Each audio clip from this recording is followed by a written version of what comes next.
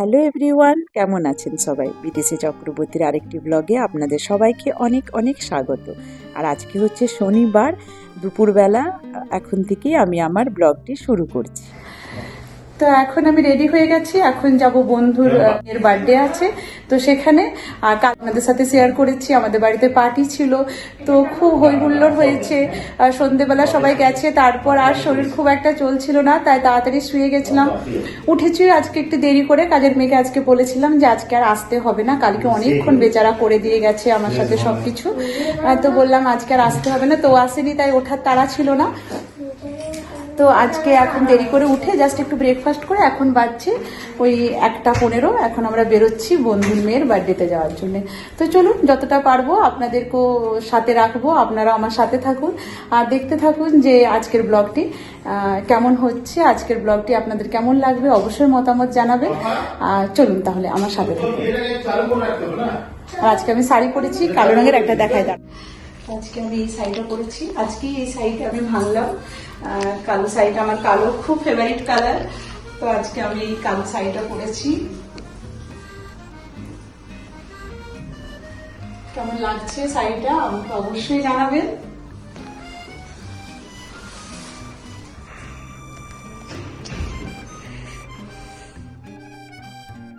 তো দেখুন, আমার বন্ধুর মেয়ের যেখানে বার্থডে হবে আমরা সেখানে চলে এসেছি। এটা হচ্ছে একটা ইন্ডিয়ান রেস্টুরেন্ট, নাম হচ্ছে মুঘল মহল।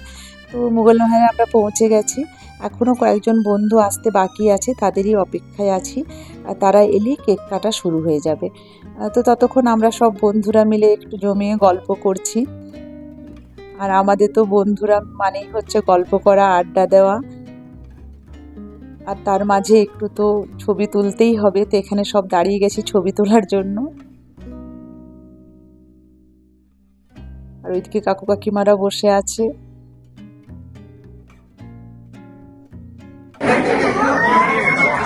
এই তুমি কি করছো ওটা দিয়ে?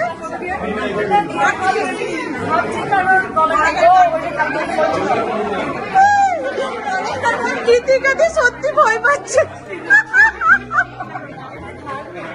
চলো চলো চলো চালাও, একবার চালিয়ে দেখো তো ধরাছে কিনা।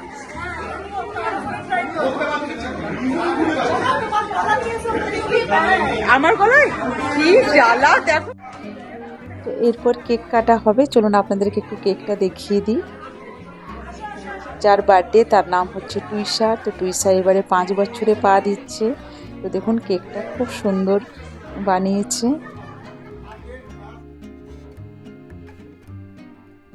মাঝে মধ্যে সবারই চলছে একটু করে ফটো তোলা। তো চলুন এরপর কেক কাটার প্রস্তুতি হচ্ছে। অনেকটাই দেরি হয়ে গেছে, প্রায় 2 বেজে পেরিয়ে গেছে। তো চলুন এরপর কেকটা কাটা যাক। কেক কাটা হলেই এরপর কিন্তু সবাই আমরা লাঞ্চের জন্য চলে যাব, কারণ অনেকটাই বেলা হয়ে গেছে।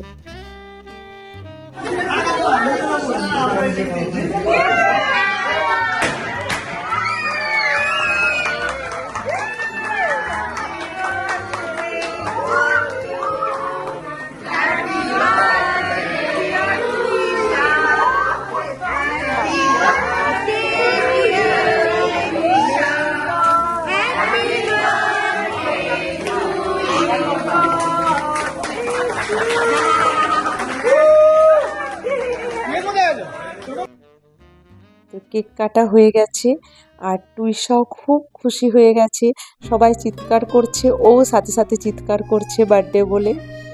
আর টুইসার বার্থডের পরেই ছিল আমাদের 2 বান্ধবীর আজকে অ্যানিভার্সারি, তো তাদেরও কেক কাটা হবে। চলুন ওদের কেকটা কেটে নেওয়া যাক। এই যে 2 বান্ধবী আর তাদের হাজব্যান্ড এখানে কেক কাটছে। তো এটাও বেশ ভালোই লাগলো, ওদের জন্য এটা সারপ্রাইজ ছিল, ওরা জানতো না যে ওদের জন্য কেক আনা হয়েছে।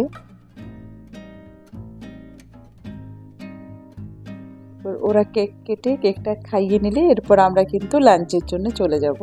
তো দেখুন ওদের কেক খাওয়া চলছে। চলুন এরপর লাঞ্চে কী কী আছে দেখাই।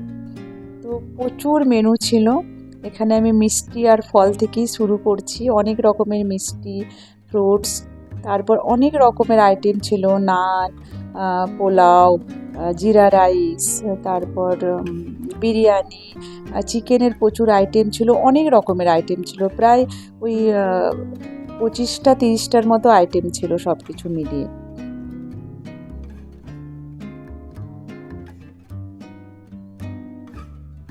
আর কালকেও প্রচুর খাওয়া দাওয়া হয়েছে, আমাদের বাড়িতে পার্টি ছিল, তারপর আজকেও আবার খাওয়া দাওয়া, শুধু খাওয়া দাওয়াই চলছে।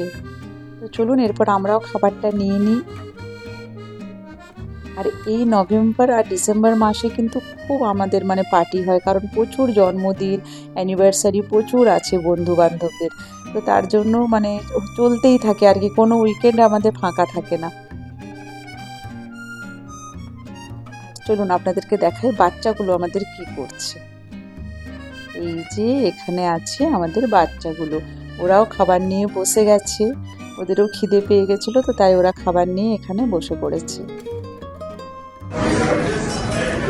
স্যুপ খাচ্ছ? ভালো আছে স্যুপটা? একদম ভালো আছে তো। আমি বানিয়েছি, কেমন হয়েছে? সুলেখা সব বুঝে যায়, আমার রান্নাগুলো খেয়ে বুঝে যায়। সুলেখা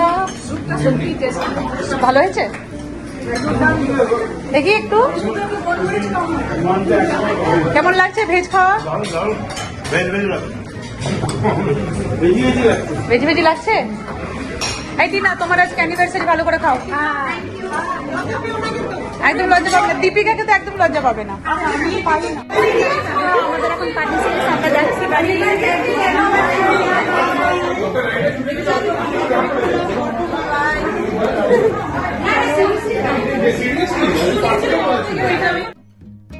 তো এখন প্রায় 4:30-5টা বেজে গেছে। তো এরপর আমরা বাড়ি যাচ্ছি, আর চলুন এরপর বাড়ি গিয়ে তারপর আপনাদের সাথে দেখা হবে।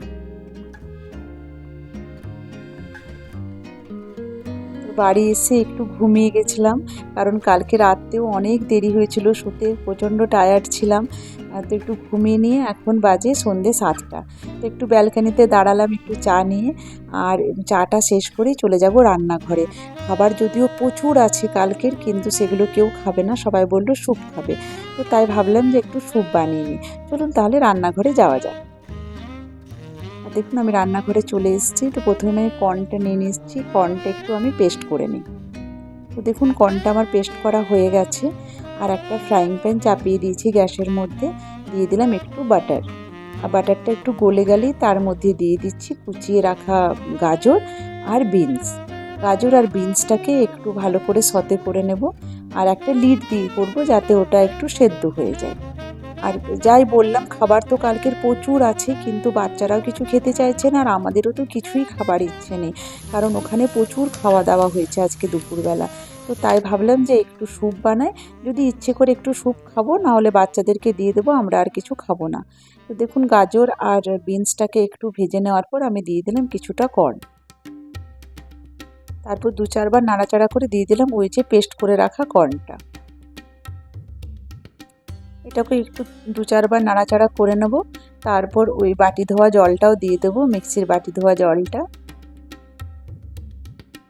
আর এই স্যুপটা না এত ইজি হয় বানাতে, আর খেতেও কিন্তু খুব টেস্টি হয়। আর যেহেতু কর্ন স্যুপ তো একটু মিষ্টি মিষ্টি হয়, বাচ্চাদের খুব ভালো লাগে খেতে এটা। এরপর আমি জল দিয়ে দিয়েছি, তারপর দিয়ে দিচ্ছি পরিমাণ মতো নুন, আর দেবো একটু গোলমরিচের গুঁড়ো, ব্যাস এর মধ্যে কিন্তু আর কিচ্ছু লাগে না। এটাও একটু ফুটে যাক। দেখুন তারপর আমি দিয়ে দিলাম কিছুটা পালং শাক। পালং শাকটা আমি আগে দিইনি, নাহলে একদম গলে যাবে, তাই এখন দিয়ে দিলাম পালং শাক। পালং শাকটা আপনারা দিতেও পারেন নাও পারেন, কিন্তু আমি দিয়ে দিলাম যখন বাড়িতে ছিল, যে স্যুপের সাথে বানিয়ে দিলে বাচ্চাদের পেটে চলে যাবে, এমনিতে তো বাচ্চারা শাক সবজি খেতে চায় না। এরপর আবার একটু লিডটা দিয়ে দিচ্ছি যাতে পালং শাকটা একটু গলে যায়। তো দেখুন 2-3 মিনিট পরে আমি আবার লিডটা খুলে দেখে নিচ্ছি। হ্যাঁ দেখুন পুরো একদম ফুটে গেছে, আর অনেকটা ঠিক হয়ে গেছে স্যুপটা। এরপর আমি দিয়ে দিলাম 1 কাপের মতো দুধ। এরপর দুধটা দিয়েও 2-3 মিনিট ফুটিয়ে নেব, তাহলে রেডি হয়ে যাবে আজকে আমার সুইট কর্ন স্যুপ বা ভেজিটেবল কর্ন স্যুপ। এরপর দিয়ে দিলাম একটু স্প্রিং অনিয়ন, ব্যাস ফুটে গেলেই রেডি। তো দেখুন আমার কর্ন স্যুপ রেডি হয়ে গেছে। তো চলুন এটাকে একটা বোলের মধ্যে ট্রান্সফার করে নিই।